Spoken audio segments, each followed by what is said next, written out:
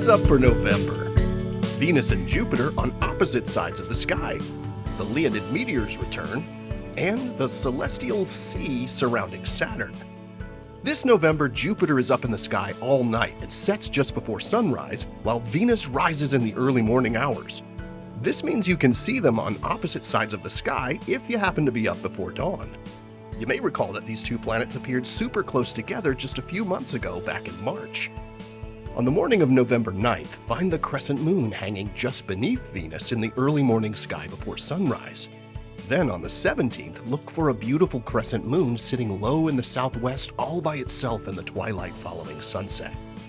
Thanks to the moon illusion, which causes the rising or setting moon to look larger, a crescent moon low near the horizon often appears extra captivating. Then after sunset on November 20th, look toward the south to see the first quarter moon just below ringed planet Saturn.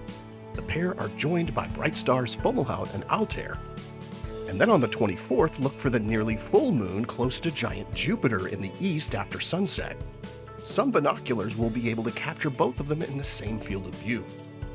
Finally, in the last few days of November, you'll notice Venus is rising in the morning with a bright star very close by. That star is Spica, which is actually two massive stars that orbit around each other every 4 days. The annual Leonid meteor shower returns this month. The shower peaks overnight on November 17th, with the most meteors visible between midnight and dawn on the 18th. The Leonid meteors are dust particles that originate from comet Tempel-Tuttle, which was discovered in 1865 and orbits the Sun every 33 years. Leonids tend to be bright, with many producing long trains that persist for a few seconds after the initial flash of light. To view the Leonids, find a safe, dark spot away from bright lights, lie down, and look straight up. The meteors can appear anywhere in the sky. This year, the moon is near its first quarter phase on the peak night. It sets just a couple of hours after nightfall, so it won't interfere with viewing the Leonids. So bring a warm drink, bundle up, and enjoy your time searching for meteors in the November sky. Looking toward the south, a couple of hours after dark in November, you'll find the planet Saturn about halfway up the sky. This region of the sky is full of water-related constellations. For that reason, it's sometimes referred to as the sea or the water. Saturn currently sits within Aquarius, the water bearer, imagined as a human figure pouring water from a jug. Nearby are Pisces, the fishes, and Capricornus, the strange, mythical sea goat.